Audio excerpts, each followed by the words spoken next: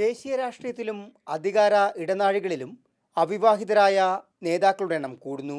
സന്യാസിയിൽ നിന്നും രാഷ്ട്രീയക്കാരനായി മാറിയ യോഗി ആദിത്യനാഥ് ഉത്തർപ്രദേശ് മുഖ്യമന്ത്രിയായതോടെ രാജ്യത്തെ അവിവാഹിത മുഖ്യമന്ത്രിമാരുടെ എണ്ണം 6ആയി.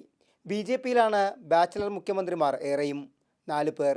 ആദിത്യനാഥിന് പുറമെ ഹരിയാന മുഖ്യമന്ത്രി മനോഹർ ലാൽ ഖട്ടർ, അസം മുഖ്യമന്ത്രി സർബാനന്ദ സോനോവാൾ, ഉത്തരാഖണ്ഡ് മുഖ്യമന്ത്രി ത്രിവേന്ദ്ര സിംഗ് റാവത്ത് എന്നിവരാണ് ബി ജെ പിയിലെ ബാച്ചിലർ മുഖ്യന്മാർ. ഇതിൽ മനോഹർ ലാൽ ഖട്ടറും റാവത്തും RSS പ്രചാരകരായിരുന്നു. 70 വയസ്സുള്ള BJD നേതാവും ഒഡീഷ മുഖ്യമന്ത്രിയുമായ നവീൻ പട്നായിക്കാണ് കൂട്ടത്തിൽ ക്രോണിക് ബാച്ചിലർ. അവിവാഹിത മുഖ്യമന്ത്രി സംഘത്തിലെ വനിതാ സാന്നിധ്യമാണ് പശ്ചിമ ബംഗാൾ മുഖ്യമന്ത്രിയും TMC അധ്യക്ഷയുമായ മമതാ ബാനർജി. അവിവാഹിതരാണെങ്കിലും കുടുംബങ്ങളുടെ മനസ്സറിഞ്ഞാണ് നവീൻ പട്നായിക്കിൻ്റെയും മമതാ ബാനർജിയുടെയും ഭരണം. ഒന്നിലധികം തവണ അധികാരത്തിലിരിക്കാൻ കഴിഞ്ഞത് ഇതിന് തെളിവായി ഇരുവരും എടുത്തുകാട്ടുന്നു.